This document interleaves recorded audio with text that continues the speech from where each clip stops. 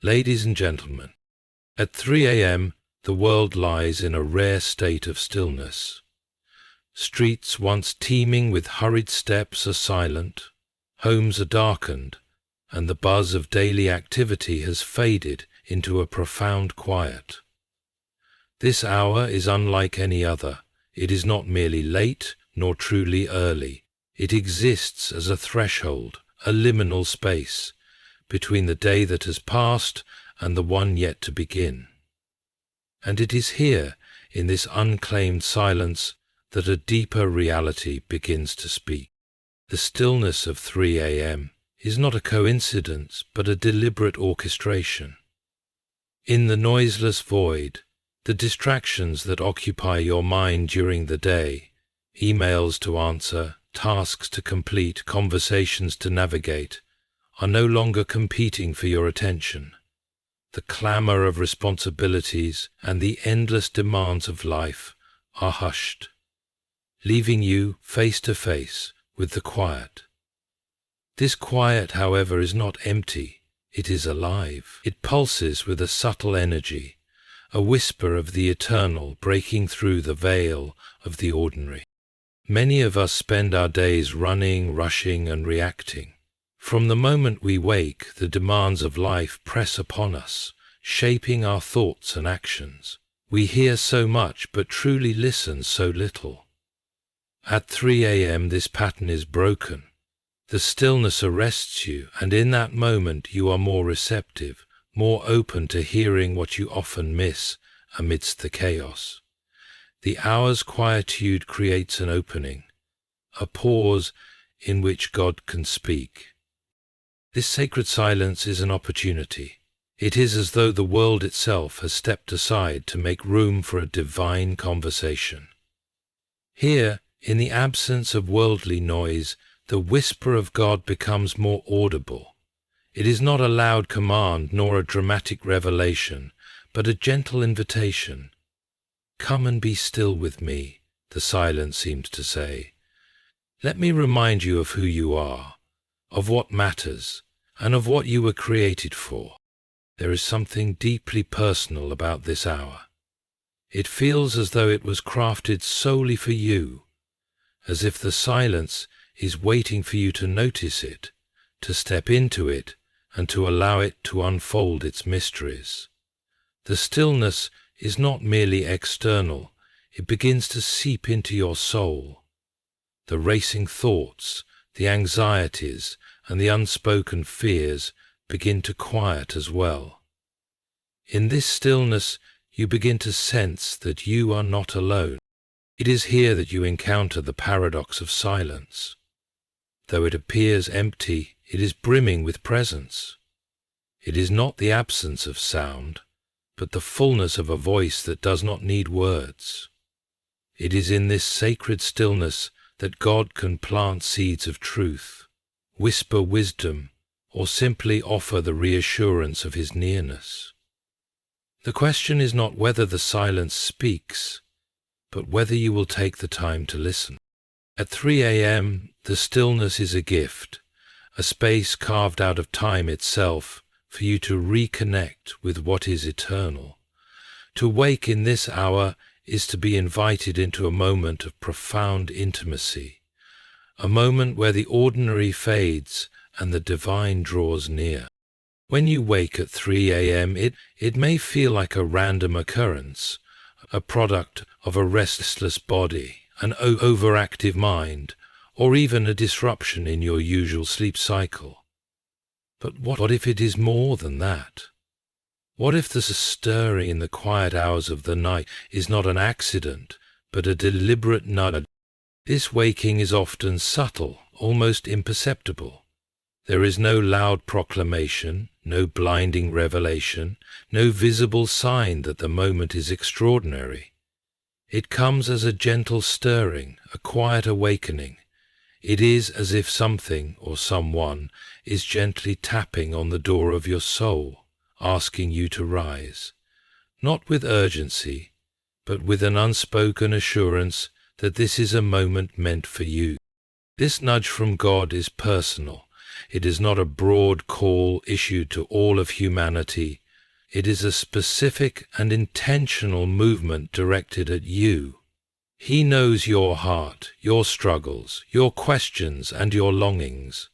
He knows the weight you carry and the dreams you have tucked away. In this stillness, he sees you fully, and he reaches out, not to impose, but to invite. This is the nature of divine invitations. They are not commands that demand immediate obedience, nor are they overwhelming forces that leave you no choice. They are quiet beckonings, born out of love and tenderness. They ask, rather than insist, if you are willing to step away from the comfort of your rest and enter into a moment of communion with Him. They respect your agency, allowing you to decide whether you will rise or roll back into sleep. The simplicity of this nudge often belies its significance. At first glance, waking in the middle of the night might feel inconvenient or even frustrating. Yet when viewed through the lens of faith, it becomes something far more profound. It is a moment where the Creator of the universe chooses to interrupt the flow of your life, not to burden you, but to draw you closer. It is an expression of His desire for intimacy with you, His longing to be near you in a way that you can truly perceive. Consider how rare it is to have undivided attention in your daily life. The world is full of distractions, and even your prayers can sometimes feel rushed or half-hearted. But in the quiet of 3 a.m., there are no competing voices. The world has grown still, and in that stillness you are more open, more receptive. God knows this. He understands the rhythm of your life and chooses this time to reach out, because it is when you are most likely to hear Him. This nudge is not always about answers or revelations. Sometimes it is simply about presence. It is God's way of saying, I am here. I see you. I love you.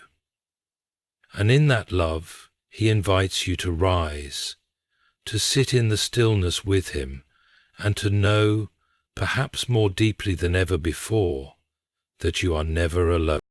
At 3 a.m., when you find yourself awake in the darkness, you are in a unique state of vulnerability.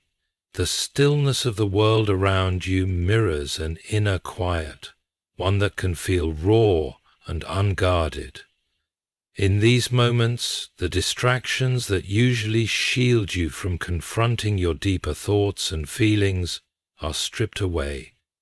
There are no tasks to complete, no calls to return, and no obligations to meet. You are left with yourself and with God. This vulnerability is not weakness, it is an opening. During the day, you build layers of defenses to protect yourself from discomfort, from fear, and even from the truths you do not wish to face. These defenses might take the form of busyness, entertainment, or rationalization. But at 3 a.m., those layers are peeled back. In the solitude of this hour, you are laid bare, not in a way that leaves you exposed to harm, but in a way that makes you available to the quiet work of transformation. In this space of vulnerability, God often meets you with clarity and tenderness. He does not come to condemn or to overwhelm you, but to hold a mirror to your soul. Here you may find yourself confronted with questions you've been avoiding. Am I living the life I am called to live? Am I truly at peace, or am I hiding my unrest behind distractions? What am I clinging to that I should release? These questions can feel uncomfortable, even unsettling, but they are asked in love, not judgment. They are invitations to growth, not reminders of failure. There is a reason vulnerability is so often the birthplace of truth. When you are vulnerable, you are honest, perhaps for the first time in days, weeks, or even months. The masks you wear for others, and sometimes even for yourself, slip away. In this state, you are better able to hear the still, small voice of God speaking into the places that need healing, guidance, or renewal. This hour of vulnerability is also an hour of surrender. When you wake unexpectedly in the middle of the night, you are reminded of how little control you truly have. You did not plan to be awake, and you cannot force yourself back to sleep. It is a humbling realization, but it is also an opportunity to lean into trust. In this hour, God gently invites you to release the illusion of control and rest in His sovereignty. He calls you to let go of your striving and to simply be present with Him. And so, the vulnerability of 3 a.m. becomes a gift. It is a moment where you can be fully yourself, without pretense or performance. It is a moment where you can bring your fears, your doubts, and your hopes before God, knowing that He sees you completely and loves you unconditionally. In this space, what begins as discomfort can transform into peace. What feels like a disruption can become a divine encounter, and what seems like weakness can reveal itself as the doorway to true strength. Sometimes waking at 3 a.m. isn't about you at all. In these still, quiet hours, you may be stirred not for your own benefit, but as part of a greater purpose. It may be a call to intercession, an invitation to stand in the gap for someone else. This is a sacred responsibility, one that speaks to the interconnectedness of all souls under heaven and to the profound mystery of how God works through human prayer to accomplish His will. Intercession is the act of praying on behalf of another. It is not limited to those we know personally. Sometimes it extends to those we may never meet. You might be awakened with an unexplainable sense of urgency, a name that rises unbidden in your mind, or a weight in your spirit that feels foreign yet unmistakable.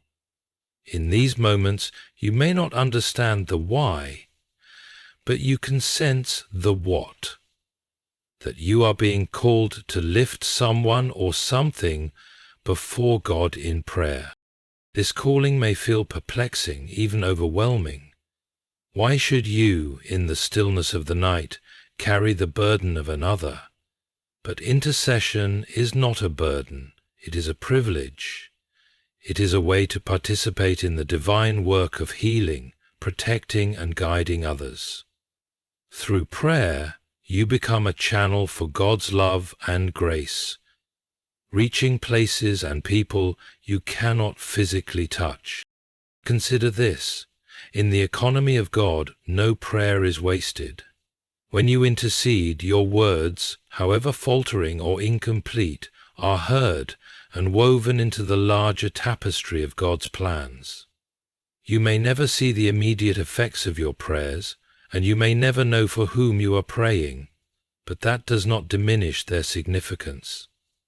The prayers you offer in faith have the power to shift circumstances, soften hearts, and bring light into the darkest corners of the world. Intercession at 3 a.m. is also an act of humility. It is a moment where you set aside your own needs and desires to focus on the needs of another. In doing so, you align yourself with the heart of God, who is always attuned to the cries of His children. This act of selflessness transforms you as well. It deepens your compassion, strengthens your faith, and draws you closer to the one who calls you to pray. At times, you may find yourself praying for someone you do not know, for a situation you cannot name, or for a burden you cannot fully understand. In these moments, the Holy Spirit is your guide. He intercedes with you and for you, providing words when yours fail, and carrying the intentions of your heart to the throne of God. Even when your prayers are silent groans or tears, they are understood and treasured by the one who sees all. Waking at 3 a.m. to intercede is a reminder that your life is part of something greater than yourself. It is a call to stand in unity with others, to love without boundaries, and to trust that your prayers matter even when you do not see the results.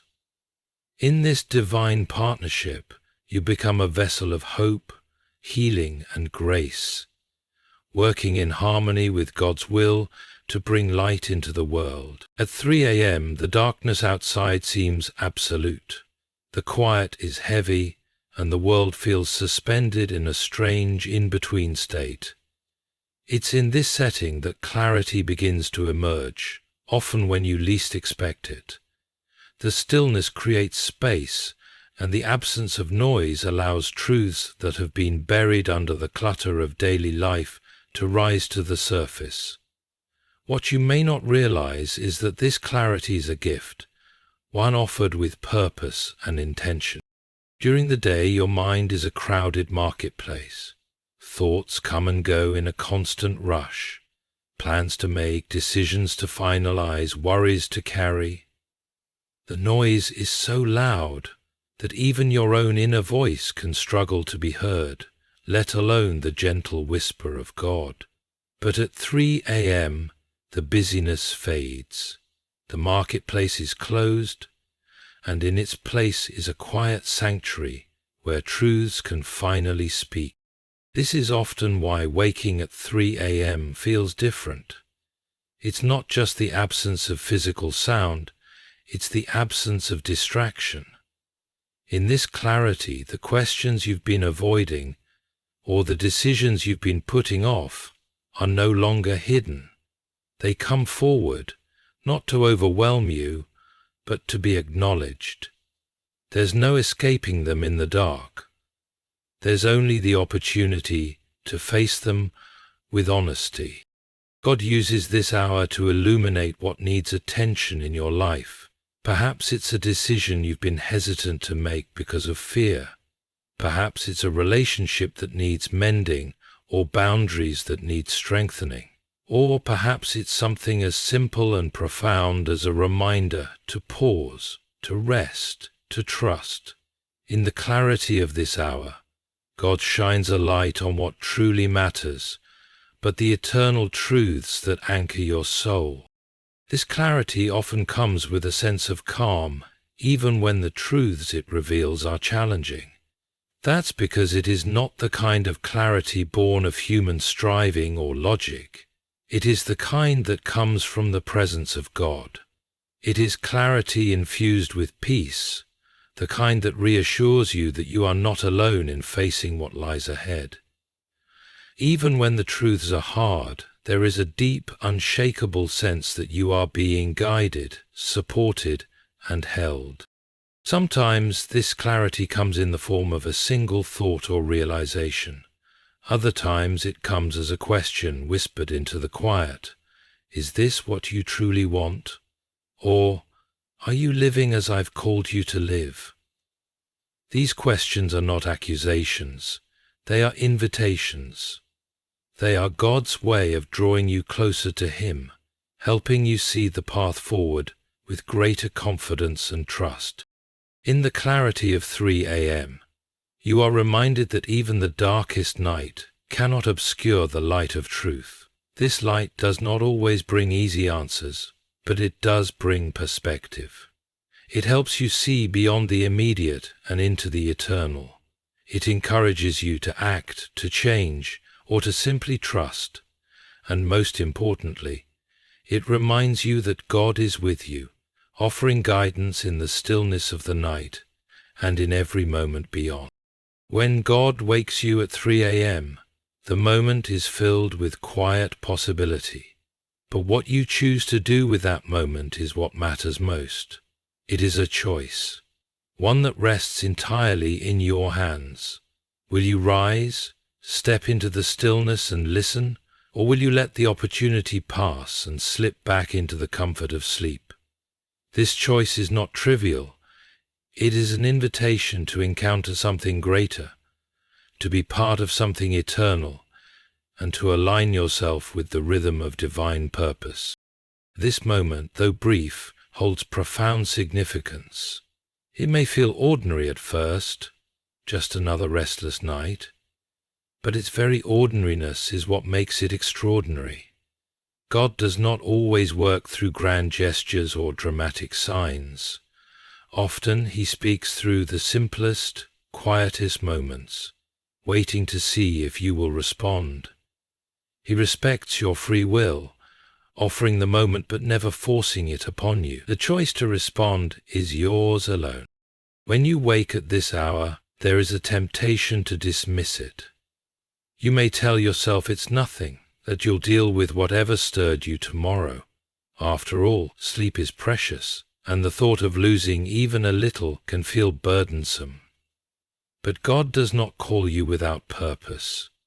When He wakes you, it is because He has something for you. Something you may not yet understand, but is deeply meaningful nonetheless. It could be a word of comfort, a revelation, or a call to prayer. Whatever it is meant for you in that moment and no one else. Choosing to respond requires faith. You may not know why you've been woken, and you may not immediately sense what God is saying. Rising in the quiet of the night can feel like stepping into the unknown. But it is precisely in that unknown that faith grows. By responding, you demonstrate trust, not in yourself, but in God's wisdom and timing. You acknowledge that His plans are greater than your need for sleep or your desire for convenience. This act of response also cultivates intimacy. When you choose to meet God in the stillness, you are saying, "I am here, I am listening." It is a gesture of surrender, an offering of your time and presence. And in that surrender, something remarkable happens. You draw closer to the heart of God. You begin to sense His nearness, His love, and His purpose for your life. The small act of rising becomes a doorway to deeper connection and understanding. There will be times when responding feels difficult, when the warmth of your bed calls louder than the whisper of God. But even in those moments, the choice remains yours. And each time you choose to rise, you strengthen a habit of attentiveness and faith.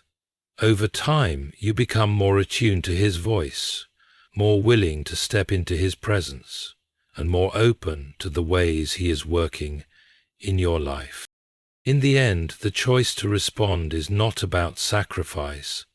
It is about transformation. It is about allowing God to shape you, to guide you, and to draw you into a life that is richer, deeper, and more aligned with His purpose.